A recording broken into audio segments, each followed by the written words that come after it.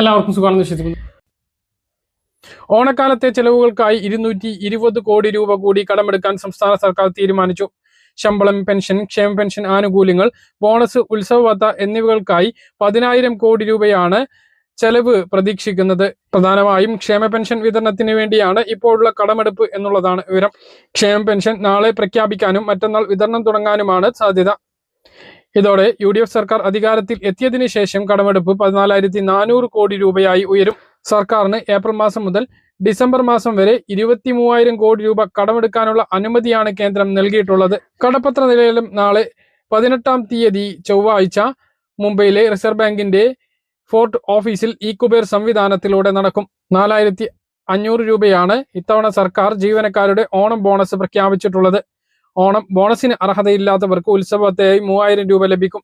ഇതിനു പുറമെ 20,000 രൂപ ഓണം അഡ്വാൻസായും സർക്കാർ ജീവനക്കാർക്ക് ലഭിക്കും. ഇതിനാണ് കൂടുതൽ തുക കണ്ടെത്തേണ്ടതുള്ളത്. ഈ തുക 5 മാസം കൊണ്ട് ശമ്പളത്തിൽ നിന്ന് പിടിക്കുകയാണ് പിന്നീട് ചെയ്യുക. ഈ മാസം 17 മുതൽ ഇതെല്ലാം സർക്കാർ ജീവനക്കാർക്ക് എടുത്തു തുടങ്ങാവുന്നതാണ്.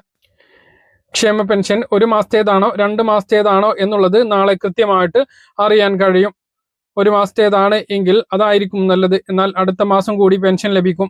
2 മാസത്തേത് വിതരണം ചെയ്യുകയാണ് എങ്കിൽ ഈ 4,000 രൂപ ഇപ്പോൾ ലഭിച്ചാൽ അടുത്ത മാസം പിന്നീട് പെൻഷൻ ലഭിക്കില്ല.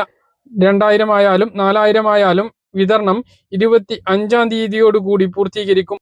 ബാങ്കിൽ വിതരണം ചെയ്യുന്ന തൊട്ടടുത്ത ദിവസം തന്നെ വീടുകളിലേക്ക് വിതരണം ചെയ്യാൻ സഹകരണ സംഘങ്ങളിലേക്ക് തുക എത്തിക്കും.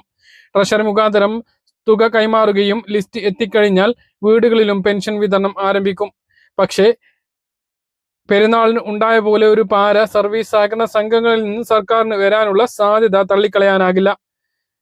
ഈ സർക്കാർ അധികാരത്തിൽ വന്നതിന് ശേഷമാണ് പെരുന്നാൾ വന്നത്.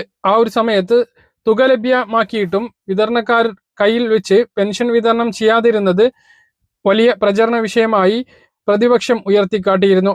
അത് ഈ ഓണത്തിനും പ്രതീക്ഷിക്കാം. വിതരണക്കാരുടെ കയ്യിലേക്ക് പെൻഷൻ എത്തിയാൽ പോലും ഓണം കഴിഞ്ഞ് വിതരണം ചെയ്യുന്ന രീതിയിലേക്ക് ചില സ്ഥലങ്ങളിലെങ്കിലും പോവാനുള്ള സാധ്യതയുണ്ട്. ഇനി അങ്ങോട്ട് കയ്യിൽ പെൻഷൻ വിതരണം ഒഴിവാക്കി പൂർണ്ണമായും ബാങ്ക് അക്കൗണ്ടുകളിലേക്ക് എത്തിക്കാനുള്ള സർക്കാരിനെ പ്രേരിപ്പിച്ച ഒരു കാരണവും ഇത് തന്നെയാണ്. പെൻഷൻ മസ്റ്ററിംഗ് പുരോഗമിച്ചുകൊണ്ടിരിക്കുകയാണ്. ഇനിയും ചെയ്യാത്തവർ വേഗം ചെയ്യാൻ ശ്രദ്ധിക്കുക.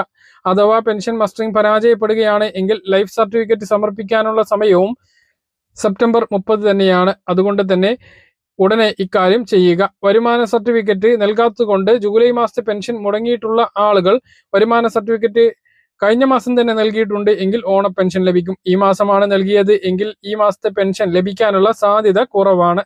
കാത്തിരുന്ന് കാണാവുന്നതുമാണ്. പറഞ്ഞ കാര്യങ്ങൾ കൃത്യമായിട്ട് മനസ്സിലാണെന്ന് കരുതുന്നു. ഇതുപോലെ ഇൻഫർമേഷൻ ലഭിക്കാൻ ചാനൽ സബ്സ്ക്രൈബ് ചെയ്യുക, ബെൽ ഐക്കൺ എനേബിൾ ചെയ്യുക. മറ്റൊരു വീഡിയോ വീണ്ടും കാണാം. ദൂരേക്കും.